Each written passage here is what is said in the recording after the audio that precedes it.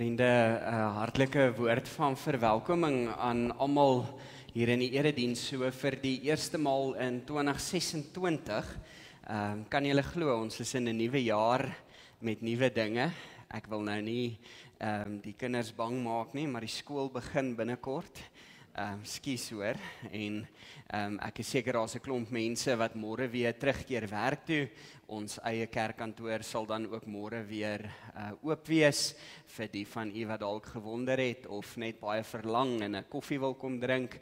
Tannie Hannetjie maak die lekkerste tee, so sy is gereed om mense te ontvang en blykbaar so in 'n nuwe jaar is daar weer nuwe vars koekies en sommer net alles wat lekker is. Nou vriende, ons het ons voornemens vir die nuwe jaar gemaak. Almal van ons is ek seker op Oukers of nie op Oukersaand nie, toe seker ook al, maar op Oujaarsaand bietjie gaan reflekteer oor hierdie jaar, gewonder oor dit wat ons dan nou in die nuwe jaar wil doen en natuurlik weet ons dat hierdie voornemens dikwels net so lank hou soos wat die eerste 2 weke van Januarie is. Maar partymal soms is daar tog, wanneer ons introspeksie doen, so iets wat bly vir die jaar, iets wat ons saamneem en wat ook ons lewens op 'n ander manier verander en verryk en op 'n ander manier toevoeg. Dit laat my nou dink aan die oom wat so in Januarie besluit het, hy moet nou ook 'n nuwejaarsvoorneme maak en hy toe nou besluit om te sê hy gaan in die volgende jaar ten minste 10 kg se gewig verloor. Nou, hier teen Oktober maand, toe kom iemand en sê, maar oom, hoe gaan dit nou met hierdie nuwejaarsvoorneme van jou om 10 kg te verloor? En die oom het so 'n bietjie gedink, toe sê hy, nee, hy's aan die gang, hy het nog net 13 oor. So vriende, mag dit met joune dalk beter gaan hierdie jaar, maar meer belangrik as dit, mag ons vanjaar werklik, wanneer ons nadink oor die lewe, dink oor dit wat sin maak, dit wat saak maak, dit wat toevoeg, dit wat bydra, en mag jy werklik hierdie jaar gevorm word om te wees wie jy is in Christus. Want so dikwels wil ons 'n klomp ander dinge wees en ons verloor dat ons God se kinders is. Mense wat liefgehê is deur die Here, liefgehê word net soos ons is. Mag ons hierdie jaar word wie ons is. Nou in die liturgiese jaar is dit vandag Epifaniefees. So daarom is die Kersversierings nog hier, want in die kerklike jaar het ons die wonderlike voorreg om na Kersfees en selfs na Nuwejaar nog steeds Kersfees te vier. Epifanie, wat van die Griekse woord epifania afgelei word, kan vertaal word met godsverskyning of verskyning of selfs manifestasie. Nou in Engels praat ons van 'n epiphany. En dit gaan sommer net om iets nuuts te sien, iets vars te sien. In Epifanie vier ons in die kerkjaar dat God in die kind Jesus in ons wêreld kom inbreek het. Letterlik die donker van ons wêreld kom betree het en vir ons lig kom bring het. En daarom, as ons vandag nog steeds Kersfees vier, dan vier ons die kind wat gebore is vir elkeen van ons. Vanoggend in 'n gesprek op 'n binnekamer met Stefan Joubert, toe praat hulle 'n bietjie met hom oor Epifanie en hy sê dit toe so mooi. Hy sê vir hom is Epifanie dat die lig van God afgee en afsmeer op mense. En daarom is dit my gebed vir jou, dat jy deur die lig verander sal word, nie net vir jouself nie, maar ook vir ander. Vriende, kom ons weerkaats hierdie jaar die lig in hierdie donker wêreld. Sommige net so een of twee afkondigings voordat ons gaan stil word. Eerstens, as jy dalk vanoggend vir die eerste maal hier is, hier is 'n gemeenskap waarvan jy wil deel wees en deel bly. Na afloop van die erediens gaan ek hier voor by die nagmaaltafel wees. Kom ontmoet my asseblief hier. Ons sal graag die naam en besonderhede wil kry sodat ons ook 'n afspraak kan maak. En as jy sommer net dalk 'n besoeker is vanmôre, hartlik welkom. Ons hoop dit gaan sommer net 'n baie spesiale geleentheid saam met ons wees. Dan vriende, verjaarsdag vandag het ons vir Frans Kraus en dan in die week verjaarsdag 80 en op Tannie Marie Collins op 7 Januarie.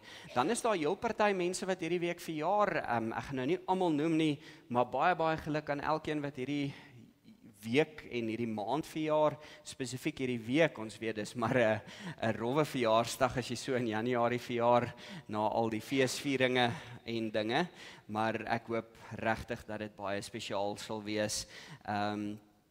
Vriende, en mag dit sommer net 'n jaar gevul wees met baie sin en betekenis. Dan baie belangrik, daar is nog almanakke by die deure vir 2026. Neem asseblief 'n almanak, lees sommer die onderskrif van die werk wat ons op die kalender geplaas het vir hierdie jaar. En as jy weet van iemand wat nie hier kan uitkom nie, wat een nodig het, asseblief maak moeite om sommer 'n paar ekstra vir hulle ook te neem. En dan, soos ons reeds genoem het, vriende, die kantoor heropen dan nou môre en ons is dan nou gereed vir die jaar wat voorlê. Hiervoor is, as die kinders is wat sommer net ietsie wil kom inkleer, ons het nou nie vandag kinderoomblikke of kinderbediening nie, maar hiervoor is prentjies en kruite, so as jy dalk voel jy wil net 'n prentjie kom kry, partykeer kan so 'n diens nogal lank raak, asseblief jy is meer as welkom. Lia, wil jy nie 'n prentjie hê nie, jy kan net as jy in die diens voel jy wil een hê, as jy meer as welkom, hoor, dan kan jy kom haal. As daar groot mense is, julle is ook welkom. Vriende, kom ons bly net so sit en voordat ons saam sing, wil ons daarom ook net vir Suret Prinsloo hartlik welkom jy het vanoggend wat as aflos oraliste instaan. Baie dankie vir die hier wees en ons waardeer dit wat vanoggend gaan gebeur by voorbaat en dankie dat ons ook deur die musiek vanoggend gelei word en begelei word tot 'n ontmoeting met die Here. Vriende, kom ons sit net so en dan sing ons die bekende Kerslied, Hoor die blye englelied.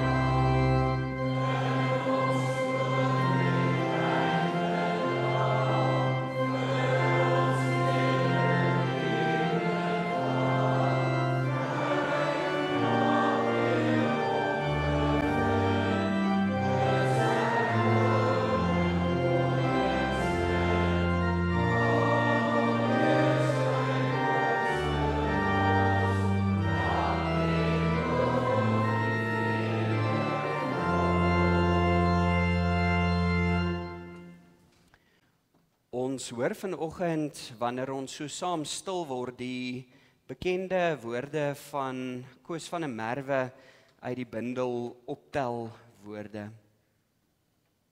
So sal ek kom met my stukkie lof, met my bietjie bid, met my sinne van stof wil ek voor U kom sit. Met vandag se leef en môre se dood, met my regheid en skeef, met my honger en brood. So sal ek kom, as ek kom om te juig, dankbaar en dom, sal ek nederig kom buig. Amen.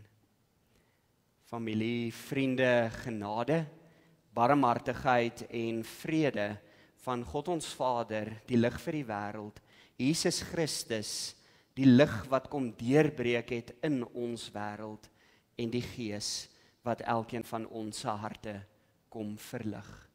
Amen.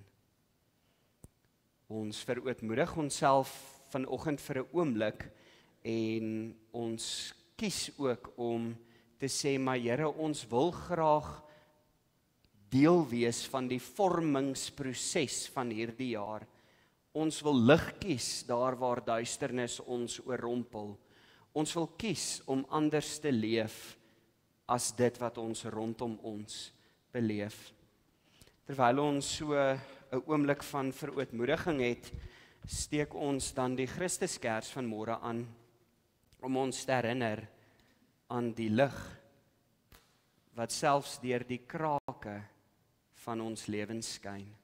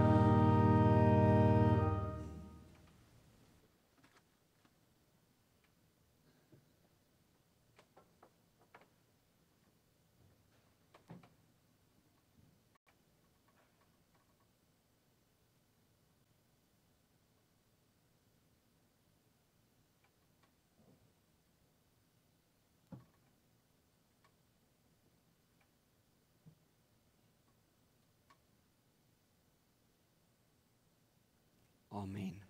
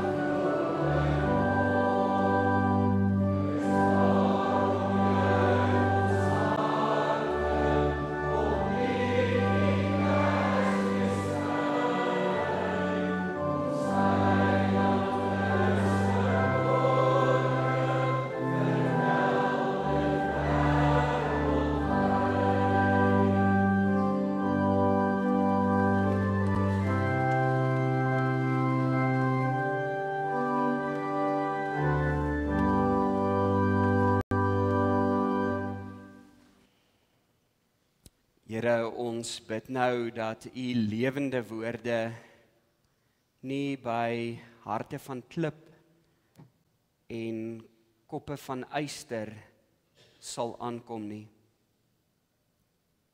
Maar Here, dat u woord vanoggend 'n leergierige gees sal vind.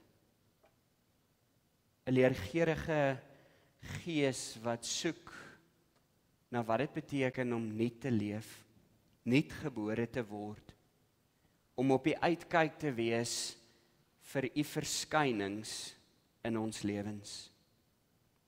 Laat ons, Here, hier ervaar vanmôre wanneer ons die woord op ons skoot oopmaak, dat u ons Vader is, dat u ons verlosser is, en dat u deur die Gees ons so spons maak, dors, gereed, om uit die fontein van lewende water te drink. Amen. Vriende, in 'n sosiale media plasings verskoon tog hierdie week, sê Greta Engelbreg so treffend, sy sê sy het geen voornemens vir 2026 nie. Nou Greta is 'n lidmaat hier by ons in die gemeente, en dan antwoord sy en sy sê, ek kan net hoop to be surrounded by kindness and the laughter of good people. Ek wil dit graag weer sê, sy sê sy het vir 2026 geen groot voornemens nie, maar net to be surrounded by kindness and the laughter of good people. En dit het my toe so 'n bietjie aan die dink gesit oor my eie voornemens vir 2026. Natuurlik is daar mos nou maar die gebruikelike, soos om 'n six-pack te kry, een wat nie in jou yskas is nie, en daarmee saam natuurlik so 'n bietjie meer te oefen, beter te eet, en natuurlik dan nou ook meer by jouself uit te kom en alles wat daarmee gepaard gaan. Maar ek het toe nou begin wonder, wat is dit in 2026 wat werklik saak maak op grond van dit wat sy toe so treffend uitbeeld? Nou ek wens u kon die foto sien op Facebook. Sy het letterlik net so gesit met 'n glasie rooiwyn in die hand, kaalvoet, en sommer net so getuur oor die wêreld. En in daai oomblik besef ek toe, dalk moet 2026 nie gaan oor voornemens nie, maar moet ek myself eerder voorneem dat niks my vrede gaan steel nie. Daardie vrede waarvan ons lees in Jesaja 11 vanaf vers 1 tot en met vers 10. En dis dan ook ons skriflesing van môre, vriende. Jesaja 11 vanaf vers 1 tot en met vers 10. Dis in die eerste deel van Jesaja, proto-Jesaja. Het staan bekend as Jesaja se oorspronklike woorde. Ons het natuurlik dan ook Deutero-Jesaja en Trito-Jesaja daarna wat uit ander tye kom. Maar hierdie gedeelte speel spesifiek so rondom die Assiriese ballingskap af. En wat geweldig belangrik is van die boek Jesaja, voordat ons lees, vriende, is dat dit eintlik een van die gewildste boeke is wanneer dit kom by aanhalings in die Nuwe Testament. En ek dink, dis hoekom die boek vir ons as gelowiges eintlik so met ons harte spreek, met ons praat, omdat ons ook in die Nuwe Testament telke male sien dat hierdie profeseë van Jesaja dan ook weer gebruik word. So ek wil jou uitnooi om saam met my vanoggend te lees. Ons lees dan uit die 2020 vertaling. Dit is 'n baie bekende gedeelte. Ek dink die oomblik as julle dit hoor, dan gaan daar 'n liggie opgaan. Maar 'n takkie sal spruit uit die stomp van Isaai, en 'n loot uit sy wortels sal vrugte dra. Die gees van die Here sal op hom rus, die gees van wysheid en insig, die gees van raad en sterkte, die gees van kennis en ontzag vir die Here. Hy sal genot put uit sy ontzag vir die Here. Hy sal nie 'n beslissing vel volgens wat sy oë sien nie, en nie teregwys volgens wat sy ore hoor nie. Hy sal regverdig beslis oor die armes en die magteloses van die land billik teregwys. Hoor al reeds hierdie hart in die gedeelte vir die op die rand van die samelewing. Hy sal die land slaan met die stok van sy mond, en met die asem van sy lippe die goddelose doodmaak. Geregtigheid sal 'n gordel om sy middel wees, en betroubaarheid 'n gordel om sy heupe. 'n wolf sal by 'n lam vertoef en 'n luiperd sal by 'n boklam gaan lê. 'n Kalf, 'n jong leeu en vetgemaakte vee bymekaar.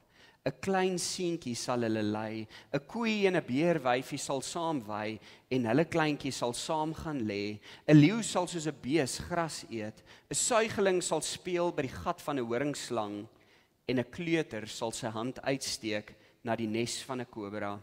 Mense sal nie kwaad doen of hulle wangedra nie, nêrens op my hele heilige berg nie, want die land sal vol wees van die kennis van die Here, soos water die see bedek. Op daardie dag sal die wortel van Isaai as banier vir die volke bly staan. Die nasies sal daarna vra en sy rusplek sal luisterryk wees. Nou vriende, Jesaja 11 ontstaan soos ons nou tereg gesê het tydens die donker agtergrond van die Assiriese ballingskap, maar dis ook spesifiek tydens die bewind van koning Agas, 'n Davidiese koning wat nie noodwendig op die Here vertrou het nie. In die Siro-Efraimitiese krisis waarvan ons lees hier by Jesaja 7, kies Agas, hierdie koning, politiese veiligheid. Hy kies politiese veiligheid by Assirië self eerder as by God. Hy besluit om afgoderry eintlik die norm te maak en dit veroorsaak eintlik dan absolute godsdienstige verval vir die hele volk. Die Davidiese koningshuis lyk in Agas se tyd soos 'n afgekapte stomp. Formeel nog daar, maar sonder lewenskrag of geloofsgetrouheid. Almal van ons wat vandag hier sit, het al iewers in ons lewens 'n boom afgekap en nie krag gehad om die wortels uit te grawe nie, en dan staan daardie boom nou daar iewers in ons yard, en dan sal ons nou allerhande rade volg, soos om olie op dit te gooi, of om dit aan die brand te steek, of gif daarin te sit, en ons kom ook nie altyd daarby uit nie, en dan op 'n dag, dan sien 'n mens net, hier kom takke weer uit, daar gebeur iets niets. Nou vriende, as ons kyk na koning Agas se bewind, dan moet ons verstaan dat dit so oor 'n tydperk van so 15, 16 jaar na 20 jaar gestrek het. Hy was 20 toe hy as koning begin optree het, en koning Agas was regtig nie 'n goeie koning nie. Hy het gegaan en hy het die tempel se deure eintlik maar gesluit as te ware. Hy het die dinge binne in die tempel geneem, dit stikkend gekap, laat verwyder, die deure van die huis van die Here gesluit. En op verskeie plekke in Israel, soos ons dan nou ook gesê het, vernaam in Juda, het hy dan nou ook gegaan en afgodsbeelde opgerig wat mense kon aanbid. So ons hoor in hierdie gedeelte, Agas het nie die tempel afgebreek nie, maar stil gemaak. Die lig het nog gebrand, maar die tempel was nie meer 'n plek wat die pad gewys het nie. Die huis van God was daar, maar die hart van aanbidding was gesluit.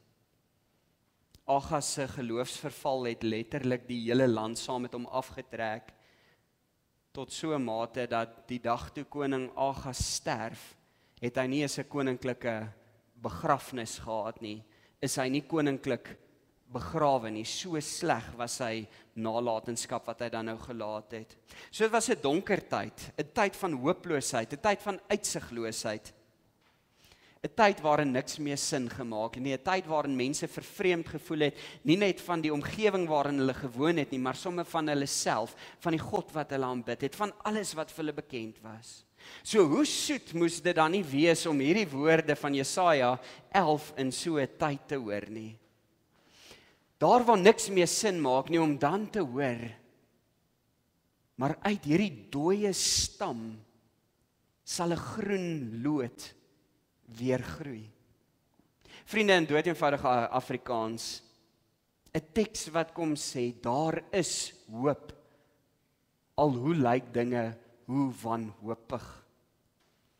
Die belofte van 'n geesvervulde koning wat sal opstaan, sy volk sal lei met wysheid, raad, krag en 'n diep ontzag vir die Here, 'n heilige respek. En dan weet ons dat koning Agas se seun, koning Hiskia, bestyg die troon van Juda na die donker bewind van sy pa Agas, waar Agas die tempel gesluit het, en daar die verskywing was, weg van God af na alles wat sleg was, kom Hiskia letterlik en hy kom draai alles om. Hy kom met 'n koningskap van terugkeer na die tempel, terugkeer na God, terug na dit wat saak maak, terug na die verbond, terug na 'n stuk lof en aanbidding. Vriende, koning Hiskia se eerste groot daad is nie oorlog nie, maar die herstel van die tempel. Het vat 16 dae om die skade wat sy pa aangerig het weer heel te kry. Dit vat 'n tyd om seker te maak dat die priesters weer ingestel word, dat die altaar weer herstel word en dat lof en aanbidding weer moontlik is. Dit is so 'n teenbeeld van koning Agas. Agas 'n koning wat nie wou luister nie, wat met vrees besluit het. En hier kom Hiskia en hy besluit met geloof. Hy laat die stomp van Dawid weer bot. Maar Hiskia is nie noodwendig die vervulling van Jesaja 11 nie. Sy hervorming is werklik, maar broos. Sy vertroue eg, maar nie volmaak nie. Hy wys vooruit na die belofte van 'n groter koning, een op wie die gees van die Here rus, een wie se koningskap uiteindelik geregtigheid en blywende shalom, vrede sal bring. So staan Hiskia dan teen die geskiedenis as 'n teken van hoop, vriende, nie as die lood self nie, maar as die eerste groen skeut na die winter van mislukte koningskap. En dan kom hierdie belofte van 'n koning, nie net vir die volk nie, maar vir die hele skepping, 'n shalom waarin almal en alles sal deel. Dit waaroor ons ook dan in hierdie Kerstyd so dikwels praat. Dis egter nie 'n oppervlakkige shalom nie, maar 'n diep vrede, 'n heelheid, 'n harmonie, wat selfs die natuurlike orde van alles kom omverwerp. Daarom dat die Nuwe Testament praat van 'n vrede wat alle verstand te bowe gaan, want dis 'n vrede waar luiperds en bokkies saam by mekaar kan wees. Dis 'n tyd waarin ons eintlik so 'n bietjie herinner word aan Genesis 1, aan die skepping, die volmaaktheid daarvan, die paradysbeeld, die vrede wat daarmee saamgekom het. Soos dit hier in Jesaja 11 het ons amper 'n herskepping wat plaasvind, vriende. Ons het hierdie beeld van iets nuuts, iets anders, iets wat kan kom nuwe lewe bied, maar op 'n anderste manier. Dis amper 'n terugkeer na hoe alles bedoel was om te wees. Hoe die hele skepping en wêreld deur vrede omvou moet word. Nou vriende, vir die mense van daardie tyd, vir die mense van Juda, het hierdie beloftes gedeeltelik waar geword. Maar ons weet natuurlik, dit was ook maar van korte duur, daar was ballingskappe wat daarna gekom het, telke male, die volk wat getrou is aan die Here en dan weer afvallig word, maar hierdie God van verbond bly klou aan sy mense. En dan die wonderlike, vriende, van die heilsgeskiedenis van Christus wat in ons wêreld kom inbreek, en die Nuwe Testament skrywers wat dan kies om hierdie beeld in Jesaja 11 dan op Christus self in toepassing te maak. Om te sê, maar dit wat Jesaja profeteer, kan in Christus ook beleef word, gesien word. In hierdie ewige koning, vriende, wat nie met militêre mag nie, maar in 'n weerlose krib in hierdie wêreld inkom. Die prins van vrede wat aan 'n kruis vasgespijker word op die wreedste moontlike manier. Die vredevors, vriende, wat ons verbeelding kom aangryp met 'n ander manier van leef, 'n ander manier van doen. En daarom dat wanneer ons in hierdie Kerstyd is, en soos ons op Kersdag ook vir mekaar gesê het, wanneer ons die kind Jesus net weer in ons geestesoë oproep, wanneer ons weer daaroor nadink, dan besef ons net weer dat ons met iets anders te maak het. Dat die wêreld anders lyk omdat Christus vir ons kom wys het hoe 'n anderste wêreld kan lyk. Hierdie onderste bo anderste soort wêreld as die een waarvan ons dikwels deel is. Die een wat ons so graag wil konformeer, terwyl ons eintlik genooi word om gevorm te word in dit alles. Nou, daarom hierdie hoop wat in ons roer, hierdie iets nuuts, elke keer as ons die wonder beleef van God, wat as 'n papbabietjie kom sê, dis hoe vredevol hierdie wêreld kan wees. Nou, Jesaja 11 vriende het oor die geskiedenis heen soveel kunstenaars se verbeelding aangegryp en soveel mense het al iets hiervan probeer uitbeeld, maar een van die bekendste uitbeeldings is die van Edward Hicks. Hy het so van 1780 tot 1849 geleef. Nou, hy was deel van die Quakers of die Quaker geloof, ek gaan nou nie daarop ingaan nie, maar hierdie koninkrykstekste of hierdie koninkryksteks wat ons in Jesaja 11 dan nou sien, hy praat van the peaceable kingdom, het hy letterlik 62 keer geskilder, elke keer op 'n ander manier. En elke keer het op 'n ander manier uitdrukking gegee aan die wêreld, maar daarmee saam ook die wêreld waarin hy leef. So hier's een van die bekendstes, vriende. Ons moet dalk net sê, nou, Hicks het regtig nie 'n maklike lewe gehad nie. Op 18 maande sy ma oorlede, sy pa is arm, hy word by 'n familie groot, van 13 tot 20 werke as 'n waamaker en dis in hierdie tyd wat hy sy absolute passie vir kuns ontdek en om esteties met hierdie wêreld om te gaan. Nou natuurlik in die Quaker geloof, hulle is nogal baie gefokus op dinge net reg in 'n plek wees, so estetiese waarde het nie noodwendig vir hulle so groot voordeel of so swaar gewig gedra nie, maar Edward Hicks kry dit reg om iets van Jesaja 11 en sy wêreld heeltyd met mekaar in gesprek te bring.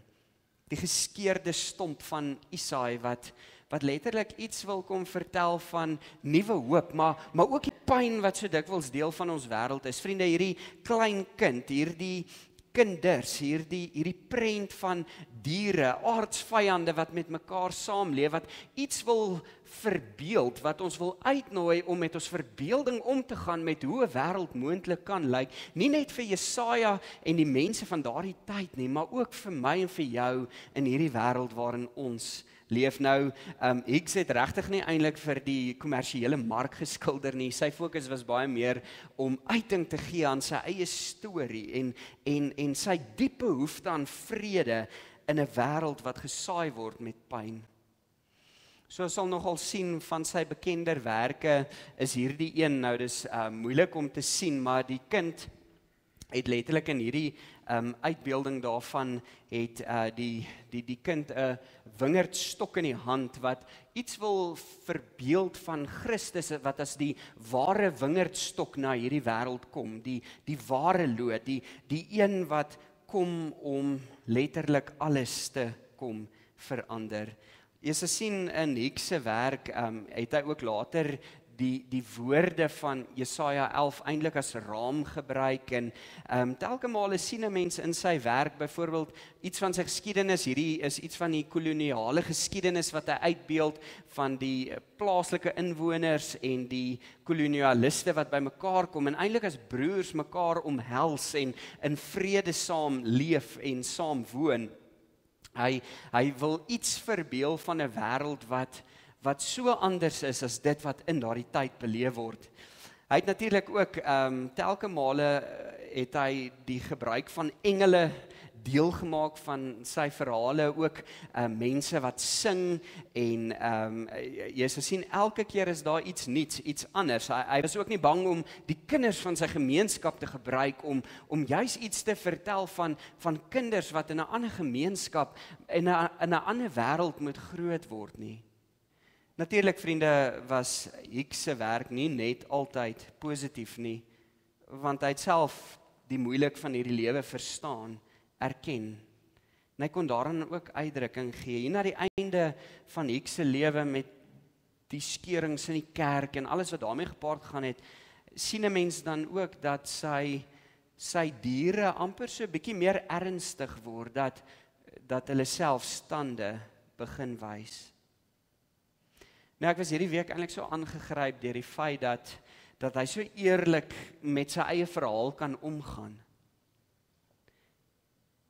En dit het my laat wonder oor my eie verhaal, vriende. Hoe eerlik gaan ek met myself om? Dit in ag genome Jesaja 11, wat hier in die agtergrond lê. Is ek ingestel om 'n ander wêreld te verbeeld en so te leef dat dit kan 'n realiteit word, nuut word, anders word? En kom ons wees nou maar eerlik. 2026 gaan ook sy tande vir ons wys. 2026 gaan ons ook innooi in plekke en ruimtes waar ons die potensiaal staan om hierdie ware shalom, hierdie harmonie te verloor. Vriende, 2 weke na Kersfees is daar baie dinge wat Christus se koms na hierdie wêreld uit my lewe weer wil kom uitsteel. As ek my almanak oopmaak en ek sien hoe besaai is dit met 'n klomp dinge wat gedoen moet word, dan taan die gedagte dat ek omring moet word met kindness en vrede en goeie dinge. Maar vinnig ontneem dit my ook die bewussyn van die roeping om juis dit te gaan wees vir hierdie wêreld. Terwyl ek so deur Hicks skilderprente deur sy koninkryksvisies blaai, word ek intens bewus van die feit dat ek ook in 2026 'n verfkwas in die hand kry. En dat ek ook begin skilder aan 2026, hoe hierdie koninkryk vir my gaan uitspeel, vriende. En toe ek vanoggend na die nuus luister, toe strook dit glad nie met Jesaja 11 nie. Toe wys die tande al klaar in my verhaal. Wanneer ons oor hierdie drempel in 2026 tree, dra ons beslis saam met ons hoop, verwagting. Maar vir party van ons vriende was hierdie jaar ook een gelaai met moegheid, verlies, onbeantwoorde vrae, dinge wat nie uitgewerk het nie. Vir baie van ons voel 2025 wat verby is soos 'n afgekapte boom. Planne wat nie gerealiseer het nie, verhoudings wat seer gekry het, sekerhede wat weggeval het.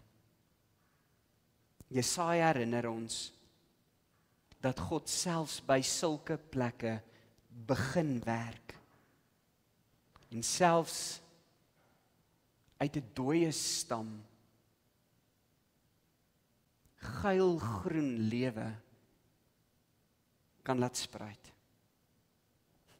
In 2026 kan ek jou beloof, vandag gaan daar baie dinge wees wat aan jou vrede wil kom raak. Nuus, onsekerheid, spanning, dinge buite ons beheer.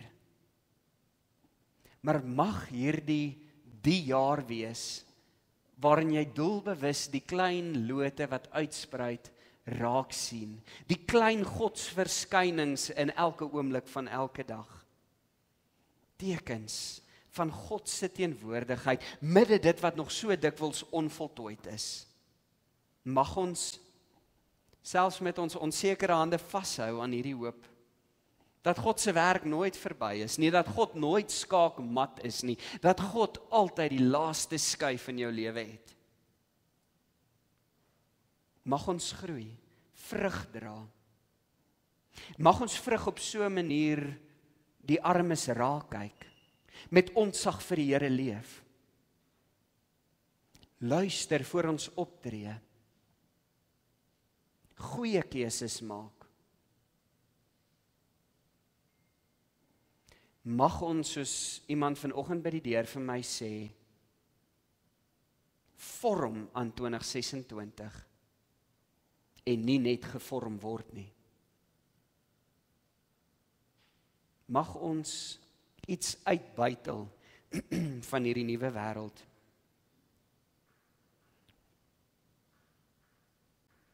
Vriende, 'n kind is gebore.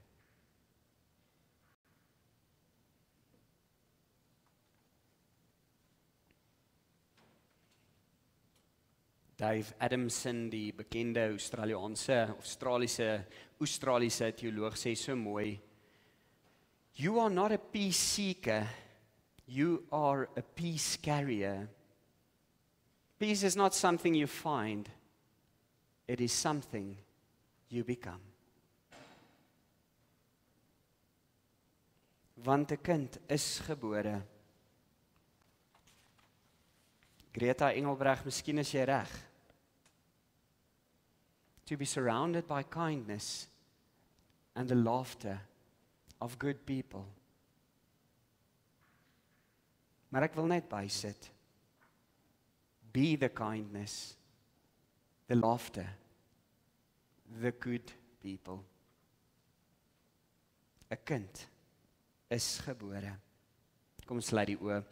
Heilige Here, as ons hierdie tyd van die jaar begin om kersbome af te breek, liggies te ontkoppel, weg te pak, mag die lig en vrede van Christus, u lig, nooit in ons weggepak word nie. Mag die lig deur ons skyn, in ons skyn, en Here, die belangrikste, dikwels ten spyte van ons skyn. Ons kom bid vir hierdie wêreld. Help ons, Here. Help ons om die vermoë wat U vir ons gegee het, om dit aan te wend, om heen te wys na die lig van Christus. Here, mag U lig op ons afsmeer. Mag U Shalom, U ware vrede, deur ons gedra word hierdie wêreld in. Here, ons neem vanoggend voor, dat ons in die dooie stompe sal soek vir die klein botsels wat hierdie wêreld nodig het. Takke wat uiteindelik vrug dra. Amen. Vriende, kom ons gee geleentheid dan ook om die Here te dien met ons offergawes.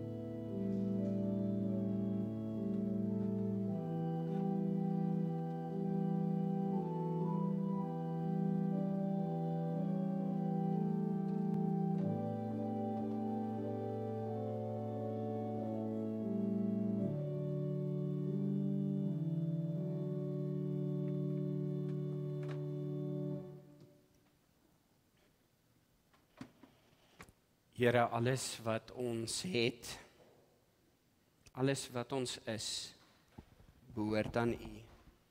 Dankie dat ons daarom ook deur ons offergawes belê in 'n gemeenskap van gelowiges. 'n Gemeenskap wat daarop fokus om nie net ons eie geloof te vier nie, maar deel te wees van generasies wat doelbewus geloof vorm in die verskillende fasette van waar ons is. In die vrugdraadtye, maar ook in die dooie stomptye. Amen. Vriende, kom, laat ons stem verrys en dat ons die Here prys, ook hierdie jaar, en sê, maar ons wil graag ook uitroep dat iets nuuts en iets anders moontlik is. Kom ons staan.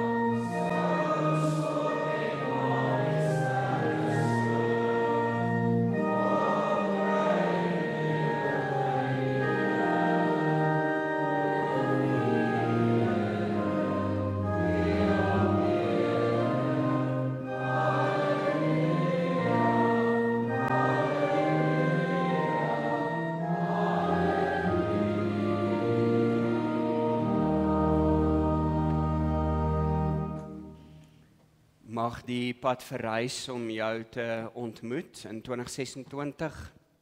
Die wind altyd teen jou rug en die son warm op jou gesig. En tot ons weer ontmoet, mag die reën sag val op jou land en takke laat spruit uit die dooie stamme van jou lewe. Amen.